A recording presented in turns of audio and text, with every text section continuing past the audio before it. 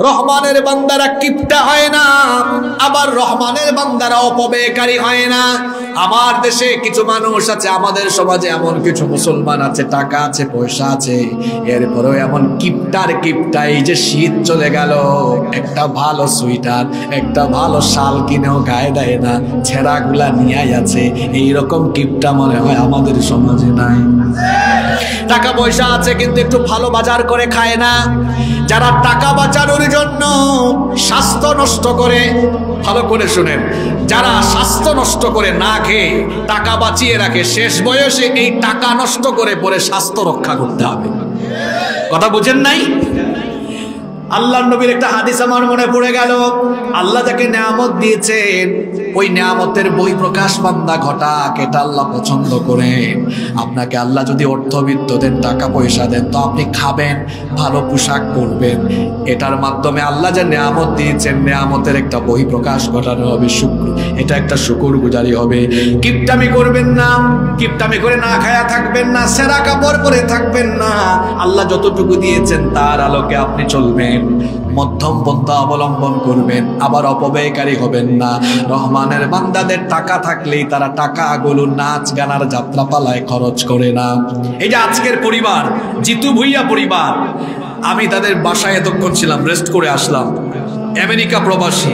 এই যে তারা তাদের পরিবারের মধ্যে গানদের মাগফিরাত কামনা করে মাহফিলের আয়োজন করলেন। এই পরিবারকে আল্লাহ অনেক অর্থবিত্ত দিয়েছেন। এরা চাইলে আজকে মাহফিল না করে, শুনেছি তারা গরু জবাই করে আপনাদের খাওয়ানোর ব্যবস্থাও করেছে, তো তারা চাইলে কি আজকে এখানে ভিন্ন ধর্মী আয়োজন করতে পারতো না?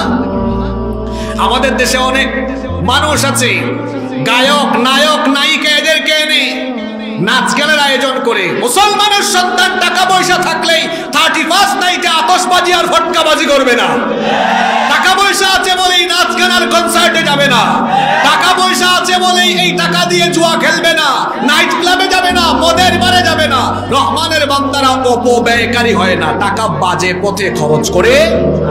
টাকা পয়সা আছে বলে ছেলের বিয়েতে, মেয়ের বিয়েতে আপনি গায়ে হলুদ করতে পারবেন, এটা অপব্যয়। তাহলে রহমানের বান্দারা অপব্যয় করে না, আবার কিপটামিও করে না। তাহলে রহমানের বান্দারা কি করে? আল্লাহ তাআলা বলছেন রহমানের বান্দাদের স্বভাব হলো ওয়াল্লাযীনা ইযা আনফাকু লাম ইউসরিফু ওয়া লাম ইয়াকতুরু ওয়া কানা বাইনা যালিকা কওয়ামা। সুবহানাল্লাহ বলেন। আর তারা যখন খরচ করে তখন কৃপণতা করে না, অপব্যয় করে না। তাহলে কি করে? আল্লাহ বলছেন ওয়া কানা বাইনা যালিকা কওয়ামা, মধ্যম পন্থা অবলম্বন করে দানশীল হয়।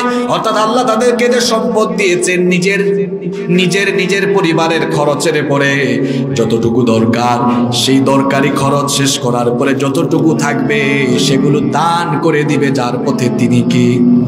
আমার দেশের অনেক মুসলমান আছে, না বুঝি টাকা পয়সা শুধু জমাইতেই থাকে। টাকা পয়সা জমাবেন না, নিজের উত্তরাধিকার এবং নিজের পরিবারের জন্য যতটুকু দরকার ঠিক ততটুকু রেখে বাকিটা আল্লাহর পথে দান করে দেন। কবরস্থানে গিয়ে দেখেন টাকাওয়ালারা টাকা পয়সা এই দুনিয়াতে রেখে কবরে ঘুমায়। টাকা পয়সাগুলো আল্লাহর পথে খরচ করেন।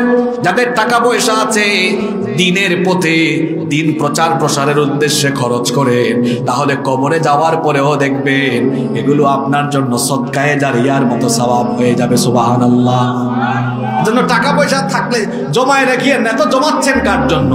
আর এখানে যত অভিভাবকগণ আছেন আপনাদের প্রতি, আমি তো আপনাদেরকে নসিহত করতে পারবো না, আমি তো আপনাদের ছেলের মতো। এটা একটা পরামর্শ, সন্তানদের জন্য, ভবিষ্যৎ প্রজন্মের জন্য বেশি সম্পদ রেখে যাবেন না, এরা অলস হবে। কারণ গ্রামে গঞ্জে একটা প্রবাদ আছে, এই প্রবাদটা অনেকাংশে সত্য। এক পুরুষে ধন কামায়, 3 পুরুষে বসে বসে খায়। কথাটা গ্রামে গঞ্জে প্রবাদ থাকলেও দেখবেন বেশিরভাগ ক্ষেত্রে এটা মিলে। যে পরিবারে দেখবেন দাদা পয়সাওয়ালা ছিল, এরপরে দাদার ছেলেরা আর দাদার নাতিরা সব বিক্রি করে করে খায়া দায়া 2-3 জেনারেশন পরে সব ফকির হয়ে যায়। এক পুরুষে কামায় আর বাকি পুরুষরা বসে বসে খায়। এজন্য এটা হবে না তখন আপনি যদি সচেতন হন। আপনার ছেলে মেয়েদের জন্য যতটুকু দরকার ততটুকু রেখে বলবেন তুমি নিজে ইনকাম করো, নিজে পরিশ্রম করো, তাহলে দেখবেন এটা ফার্মের মুরগির মতো অলস হবে না, এটা কাজ করবে। আর আপনি যদি বাবা বেশি দিল দরদি হয়, বাবা চিন্তা করো না, তোমার জন্য গুলশানে বনানীতে উত্তরায় বাড়ি রেখেছি, তোমার জন্য গাড়ি রেখেছি, তো এ ছেলে ছোটবেলা থেকে শাহজাদা ভাব ধরবে, আমার বাপের তো সব আছে। আর যে সকল যুবক তরুণরা এখানে আছো শোনো, যারা বাপ দাদার পরিচয় এলাকায় দেয়, আমার বাপের বাড়ি আছে, গাড়ি আছে, গুলশানে বাড়ি আছে, বনানীতে বাড়ি আছে, গাড়ি আছে, যে ব্যক্তি বাপের পরিচয়ে সমাজে দেয় সে একটা গাধা। আর যে ব্যক্তি নিজে পরিশ্রম করে একটা যোগ্যতা সম্পন্ন জায়গায় নিজেকে নিয়ে যায় সে হলো শাহজাদা। তুমি গাধা হবা না শাহজাদা হবা এটা চিন্তা করো এখন থেকে। নিজের পরিচয় প্রতিষ্ঠিত হও। যারা ছাত্র আছো পড়াশোনা করো, পড়াশোনার উদ্দেশ্য যেন চাকরি বাকরি না হয়, পড়াশোনার উদ্দেশ্য যেন হয় একজন ভালো মানুষ হওয়া, চরিত্রবান হওয়া।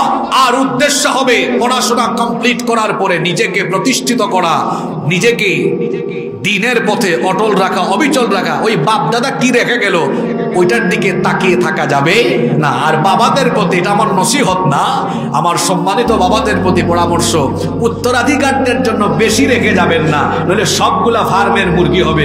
যতটুকু তার দরকার ততটুকু রেখে বাকি সব পয়সা দিন কায়েমের জন্য, দিন প্রচার প্রসারের জন্য খরচ করেন। আল্লাহ বোঝার তৌফিক দান করে দেন।